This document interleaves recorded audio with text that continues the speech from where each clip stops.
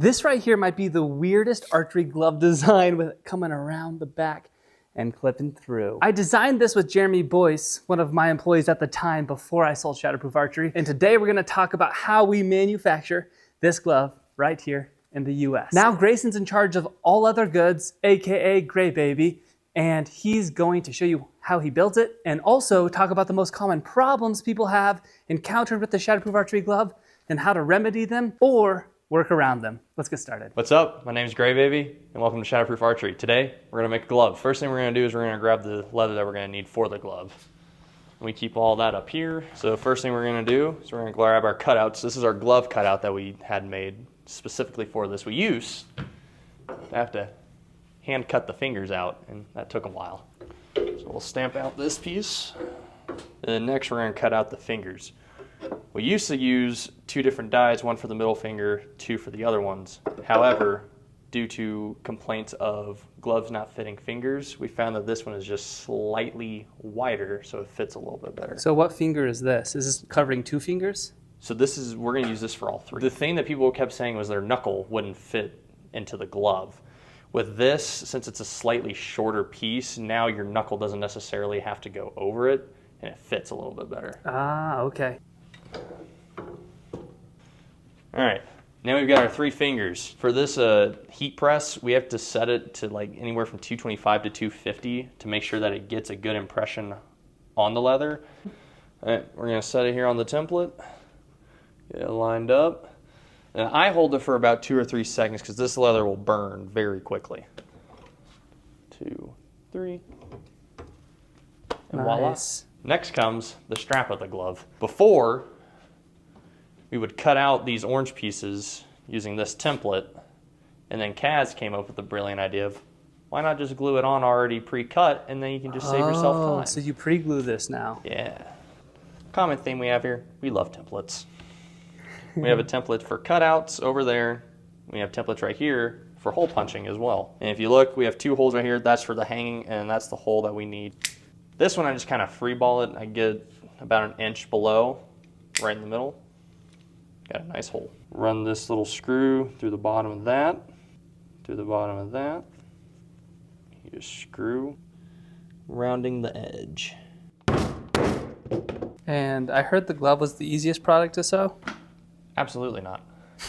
Well, I don't know. It's gotten easier for me. At first, it was really hard. But yeah, like when I first got hired here, like it would take me 45 minutes to an hour to sew one singular glove. I think I've gotten it down now where I can get it done in about 10 minutes. We always try and do a little prep work on the sewing machine to make sure that it runs as smoothly as it can.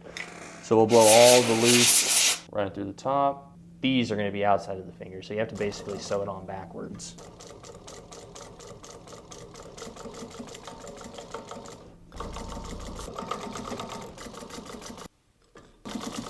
Now we've got the fingers sewn on. Pretty simple, pretty straightforward. Whenever we sew them, sometimes you have little bits of thread that are left over when you cut, and you don't want those to snag on anything, so we'll use a soldering iron and we will burn them off. Next comes like cutting all the excess leather off to where it looks clean. So I used to use the template for this, but I've done enough now to where I can just kind of eyeball it. And I said we make these 3 holes, so if you have like a really small wrist or something, it'll fit a little bit better. So we used to have to flip these fingers without this. We'd have to stick our fingers in, bend it, get it, and then we'd slowly flip the fingers right side out. In all fairness, this was my invention and method of doing it. And Grayson came up with something more clever after doing a bunch. So I thought, why not stick a dowel in? So now you stick that in, and if you look, there's a hole pre-made in here that fits just right on that.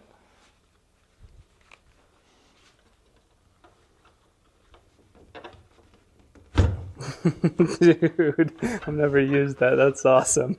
Like I'm not kidding, I would sit here for like 10 minutes flipping these fingers out because like after about the 5th one, your fingers start cramping just because you're constantly pushing down on this leather.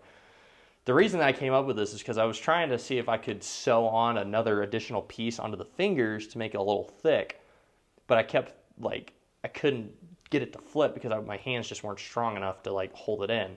So I thought, what if I stick something in that automatically does it for me? And that's where this came up. But you want to go with the grain.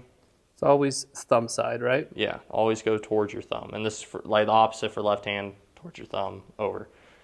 And then you're good to go. So what are the most common problems customers encounter with gloves? Since I've been here, the biggest problem that we have is their middle finger and sometimes even their pointing finger not quite fitting in the glove. So what I've tried to do to combat that is I've made the middle finger just a little shorter so that now the big knuckle that people can't sometimes get their finger around isn't an issue. And if you have small fingers, then you don't have to worry about it, because especially if you have short fingers, it'll still cover that middle knuckle just because these are pretty long. So like people that play baseball, whenever they get a new mitt, it's super stiff and it won't work. They'll put a ball in the glove and then they'll wrap it around and then they'll let it mold to the baseball.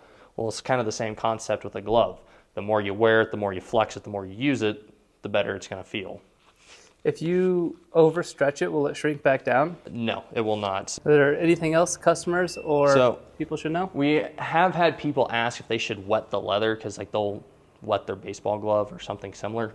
Do not do that. So this one's been tested with water and it has become so stiff now that like I can barely even get my hands into it. I've been here almost a year and I am still using one of the first gloves that I made. I mean, unless you're shooting like thousands of shots a day, your glove should last you a very long time. I'm going to show you guys a couple of prototypes that we've kind of been working on. So this one right here, I sewed on an additional piece on the fingers to give me just a little more cushion, because sometimes when you're shooting, you can kind of still feel the string pop in your fingertips. With this, it doesn't take it all the way away, but it definitely helps a little bit. That looks clean. And we did a different colorway too. Yeah, that's clean. With that, stay shatterproof, and we'll see you guys on the next video.